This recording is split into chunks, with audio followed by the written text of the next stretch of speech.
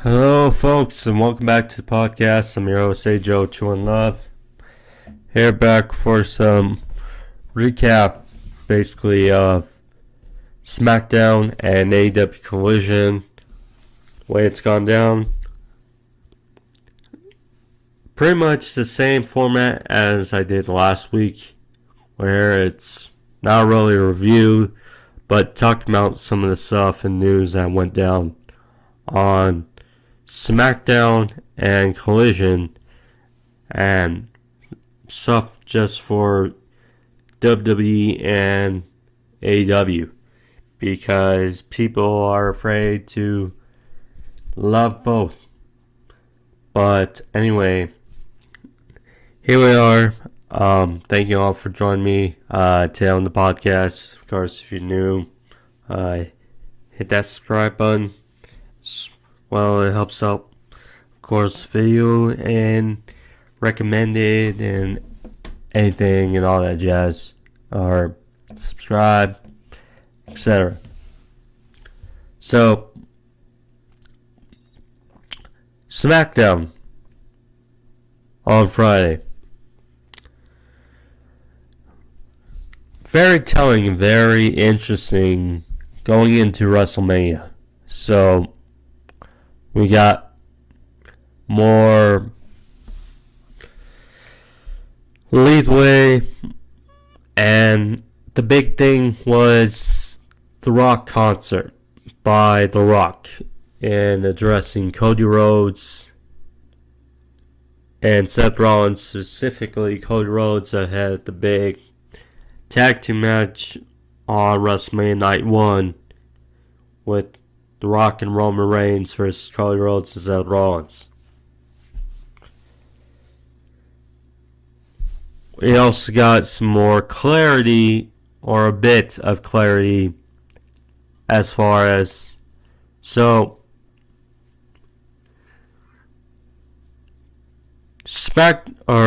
Nick Aldis and Adam Pearce announced that at WrestleMania there will be basically a six-pack challenge ladder match for the undisputed tag team WWE Tag Team Championships, in which we saw, I'm not so sure about the qualifying aspect, but so Legado del Fantasma beat the LWO, and the New Cats Republic beat Pretty Deadly, and apparently those who will face off next week, and the winner will go on to WrestleMania to be a part of this big, colossal tag team ladder match. So, interesting either way. Should be a fun match between Legado del Fantasma and New Cats Republic, who have been growing on, I think, people as of late. So, should be fun, should be interesting.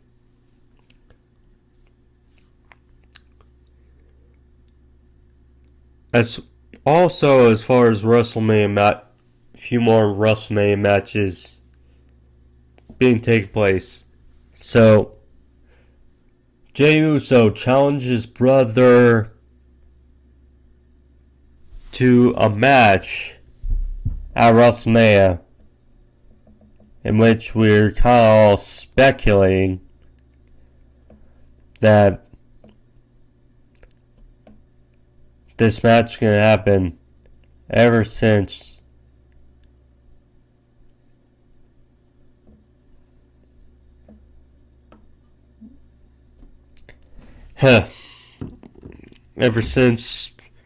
Jimmy cost Jay the title at SummerSlam. Yeah, this is a match that's been brewing brewing. So, makes sense. Makes sense. And Jimmy obliged. Then, we got another AJ Styles attack on LA Knight, in which LA Knight challenged AJ Styles to a match at WrestleMania, in which AJ Styles accepted. This is one of those underlying feuds. I get people were upset that LA Knight did not win the title at the Rumble and did not win the Chamber to go on to face Seth Rollins at WrestleMania. But again, and at the end of the day though, AJ Styles is a great opponent, great name for LA Knights to face, and it's been boiling for a number of months now since AJ Styles' return last year. So overall, it's a good spot for LA Knight, in which we thought maybe world title, maybe against Logan Paul for the US title, but LA Knight, good spot for him, and against AJ Styles. So, speaking of Logan Paul now, that's the other piece to the puzzle on clarity of WrestleMania. So, Randy Orton beat Grayson Waller in a match on Friday, and afterwards, he and Kevin Owens sparked an attack on Austin Theory, and Logan Paul, who earlier in the show wanted an apology from Randy Orton, asked Nick Aldis, or suggests to Nick Aldis it should be made, did not materialize that way. And Nick Aldis talked about finding an opponent or opponents for WrestleMania. Hence, Kevin Owens and Randy Orton were in the ring. So it'll be a triple threat match for the US title at WrestleMania. Logan Paul defense against Randy Orton and Kevin Owens. All for another Kevin Owens and Logan Paul match. Those two at the Rumble showed they certainly have a good chemistry in the ring. And then Randy Orton, after that big shot by Logan Paul, costing Randy Orton the Chamber at Elimination Chamber. This only guy that only helped fuel the fire, in which Orton KO first Logan Paul at WrestleMania. Should be a solid match. We'll see how it goes. But yeah, the big spot was The Rock. And The Rock did a rock concert. First time in years we've seen a rock concert from The Rock, and I think it's now a remix of his new theme and his old Hollywood theme, which is great. Just great. And yeah, so Rock was out there in the ring, he was singing, and there were these two dudes on the outside on the announce table. They were playing or doing music and for The Rock, so quite hilarious.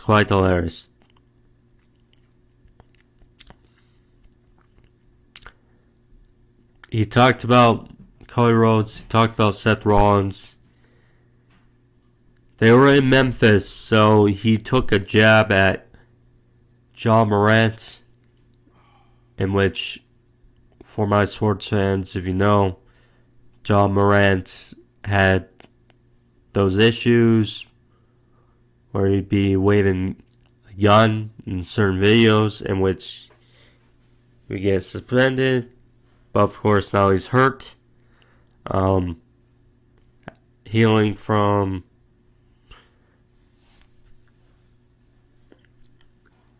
an injury. Nonetheless, after his suspension returned this season. But nonetheless, yeah, so, but he told him, love job, but, Memphis, so,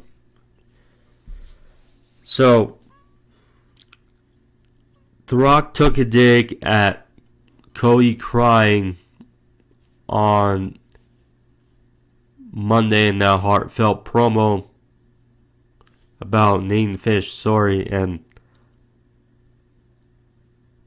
The Rock,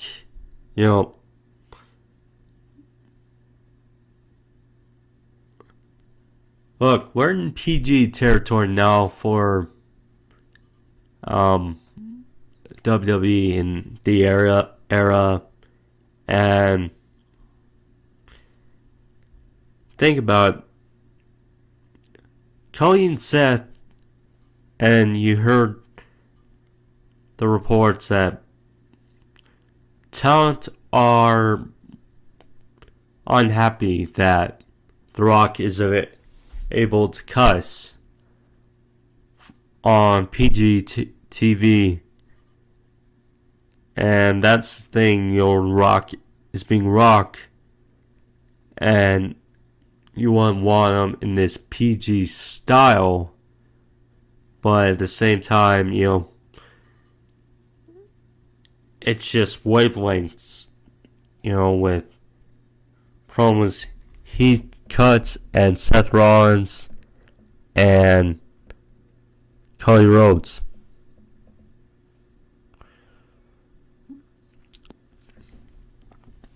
So, in the end, The Rock said he wanted to talk to Cody's mother, if she's watching, and said that,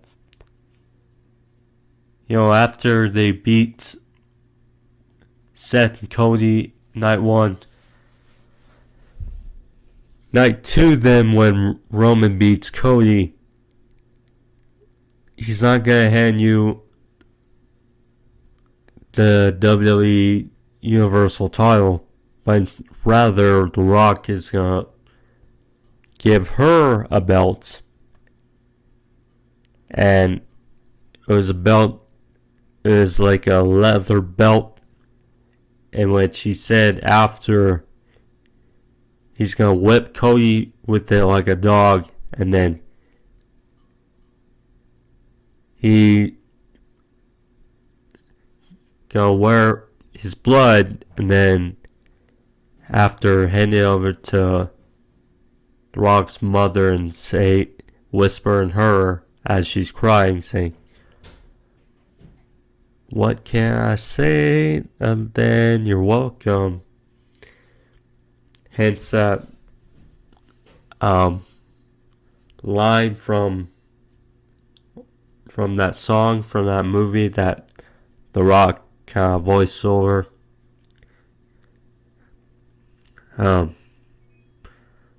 I've heard that song too much the last year or so, Yeah. Yeah. But anyway, some sound promo and some sound concert by The Rock. So, yeah.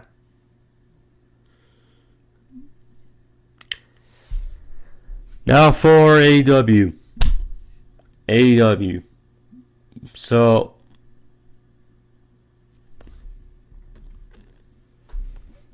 now that Sting's retired and the tag team titles are vacated,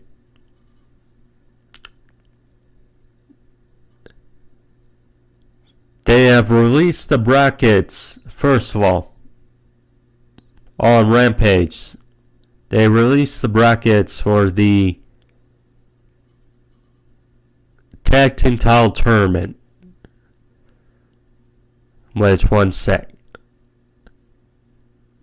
Got to find where I clicked it thing. The brackets, oh, there you go.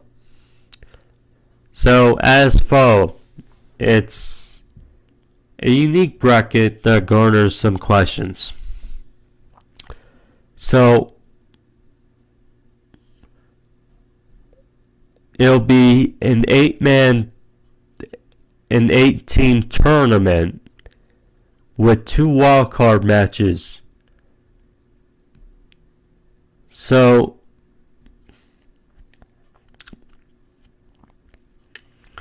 first we got the Young Bucks versus Private Party. Interesting irony.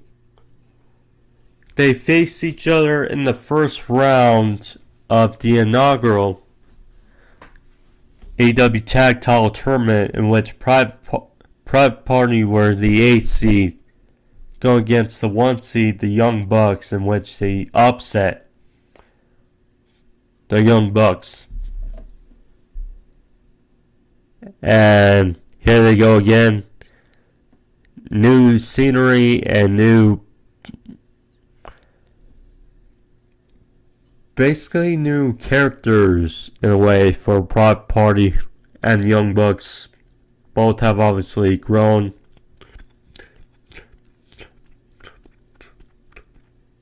Different ways since the first encounter.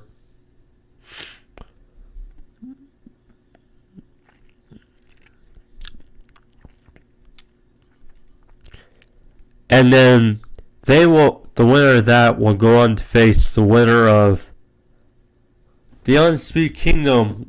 I like that they're in the tournament. I do like.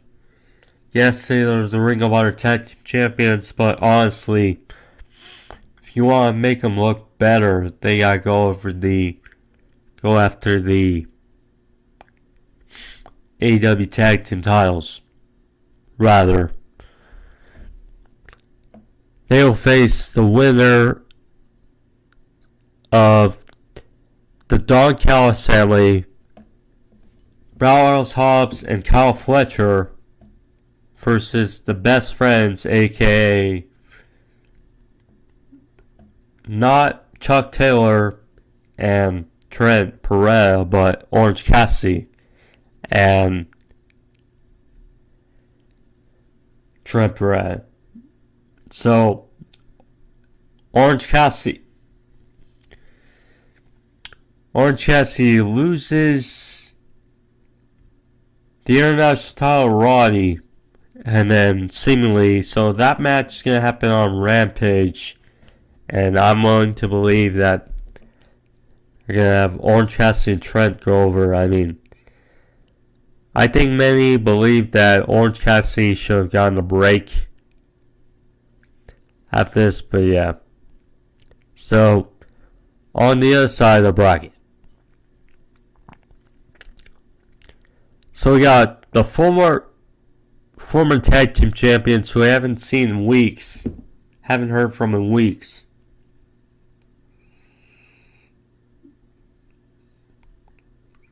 Since they lost to Darby and Sting. Ricky Starks and Big Bill. They'll face Top Flight. A unique match, certainly is saying.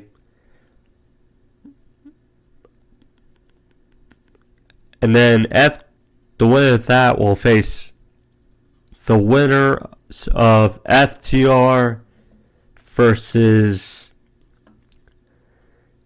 another wildcard match, which, spoiler, happened on Collision. House Black were defeated by the Infantry. So it'll be FTR versus the Infantry.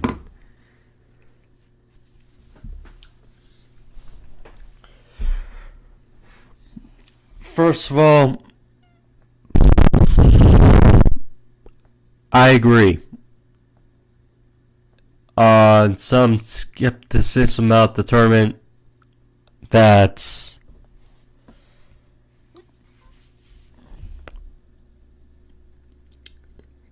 we're going to get best friends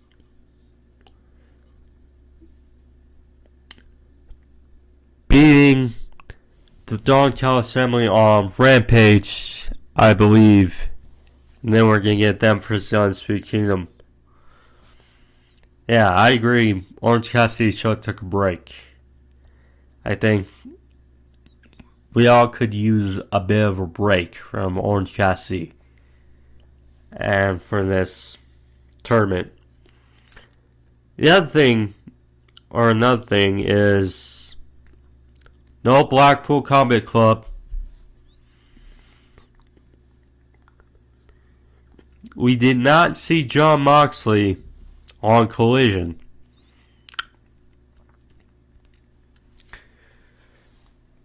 If I have to guess, the fact that he's going to be facing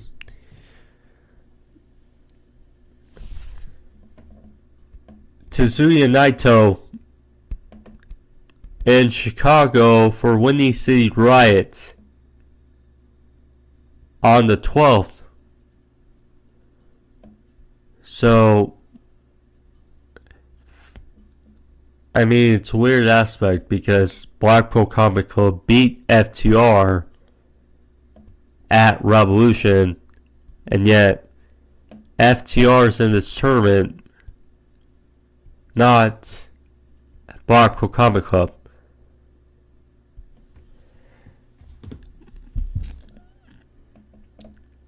The Guns on this tournament, I mean, etc.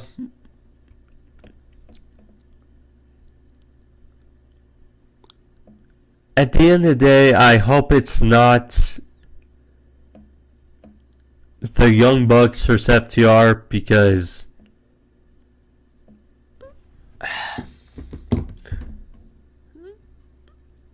that would just be deflating. Just be deflating, because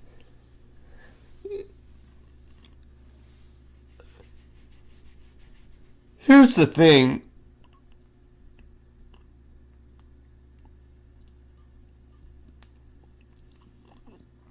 Young Bucks won that match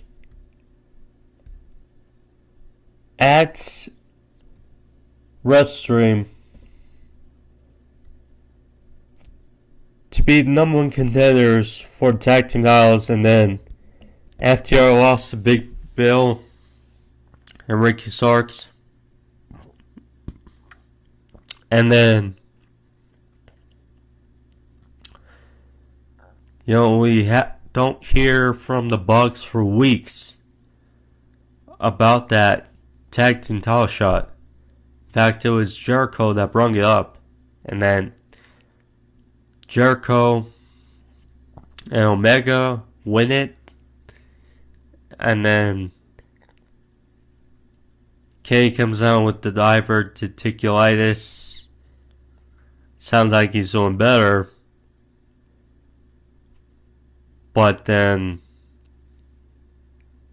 Darby and Sting get a crack at the titles, win it. I mean, the fiasco, sadly, around Ricky Starks and Big Bill's reign, yes, great to see for both, but it was kind of a fiasco how that reign happened surrounding, again, this dilemma with the Young Bucks and FTR. And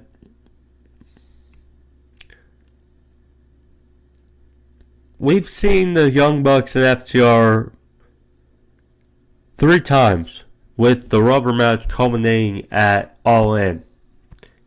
And, going into AEW's emergence, or since it started, Young Bucks FTR was a pure dream match. And we've seen it now 3 times, and it would just feel like when you're trying to build up this tag team vision, looking for new tag teams to build up, I don't know, it just feels deflating. I wouldn't mind it if the Young Bucks win the tag team titles. But I don't know, it would just feel weird, I think, to the audience. Now, Infantry beating House Black kind of rubbed me and I think people a bit the wrong way. No disrespect to the Infantry, but we haven't really heard about them on AEW TV since last week or 2 weeks ago, when they confronted FTR, and now they're all of a sudden gonna face each other in this tag title tournament. It's just odd. And the House of Black, I mean, a real group that needs momentum and should be put front and center. And losing to the Infantry, it's just not great. Not great. No disrespect to the Infantry, but yeah.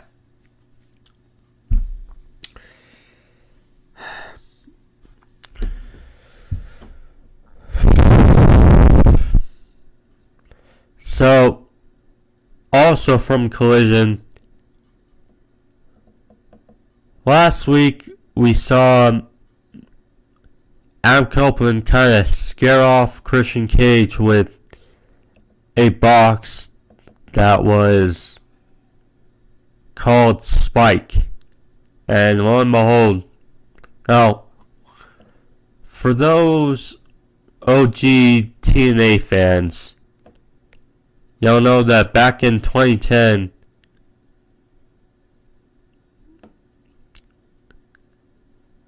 Abyss came up with this conjunction of, it was like a 2x4 with a number of nails on it. And this is what kind of reminded me of that. Yeah.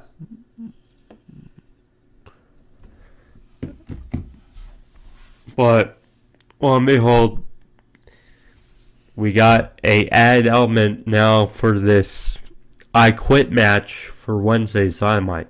So, yeah, we'll see. Should be fun. Should be a fun main event, in which expect Adam Copeland to get his moment in Toronto